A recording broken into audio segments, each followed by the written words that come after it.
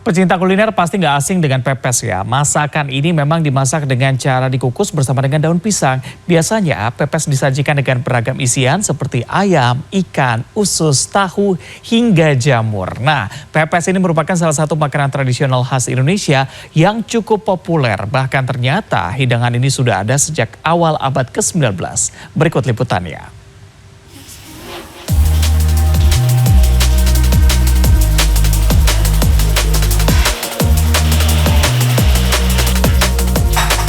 Pepes merupakan salah satu sajian Nusantara yang populer di masyarakat. Sajian ini identik dengan daun pisang yang membungkus bahan makanan di dalamnya untuk kemudian dikukus hingga matang.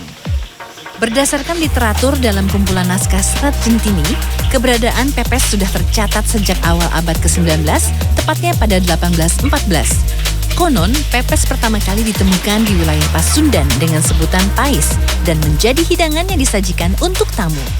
Dalam cerita yang dibuat yang mengaliaskan si Kiai Ngabeh Hyas Adipura pada saat survei, istilahnya kalau bahasa sekarang survei ke Bogor, itu beliau disajikan makanan nasi liwet dengan lauknya pepes tambra. Tambra itu adalah ikan air tawar, ya. Jadi di situ ada pepes ikan tambra, kemudian ada lalaban, kemudian juga asem-asem, acar, abon gitu ya, sampai opor gitu ya, opor ikan itu.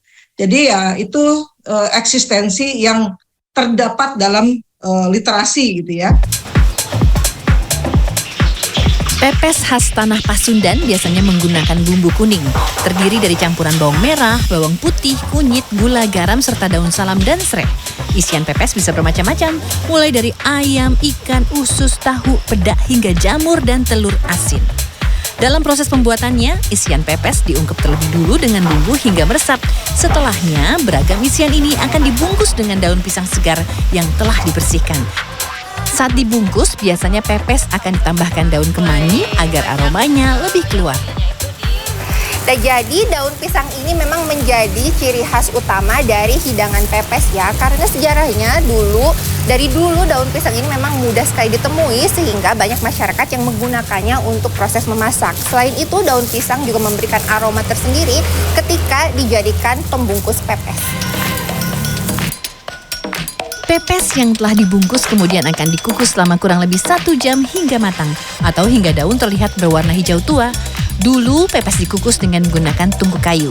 Namun dalam perkembangannya kini, pepes biasa dikukus menggunakan kompor modern untuk menghemat waktu. Di sejumlah rumah makan khas Sunda, aneka jenis pepes umumnya disajikan bersama nasi timbel atau liwet dengan tambahan lalapan dan sambal. Jika dilihat dari bumbu, pepes ikan dan ayam biasanya menggunakan bumbu kuning lengkap. Sementara pepes tahu dan usus hanya menggunakan bawang, garam, dan cabai. Adapun untuk pepes ikan asin peda, biasanya ditambahkan kelapa parut yang sudah diberi bumbu rempah. Untuk pepes khas Sunda ini memang khasnya adalah si bumbu kuningnya ya. Ini memberikan cita rasa gurih kepada pepesnya dan ada juga tambahan dari surawung atau daun kemangi.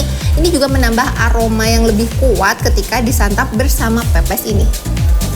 Cita rasanya yang lezat membuat pepes menjadi salah satu sajian yang disukai banyak orang. Suka banget karena saya kan orang Sunda ya. Jadi yang berbagai macam pepes, suka dari ikan, ayam, tahu, oncom. Yang lebih aman ya buat kesehatan saya kan sudah tua ya, lebih dari 50, jadi lebih aman lah kalau makan pepes ya. Kalau pepes itu kan boleh katakan tidak digoreng, tidak ini, jadi kolesterolnya itu nggak begitu ya. Karena kan minyak itu ada kolesterolnya juga gitu.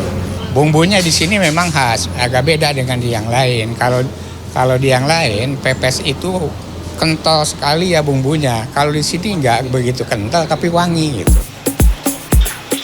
Tidak hanya di Jawa Barat, variasi pepes juga bisa ditemui di wilayah lain di Indonesia, seperti Sumatera Selatan, Bali, hingga Sulawesi. Laisa Nisa, Rusman Rusmana, Bandung, Jawa Barat.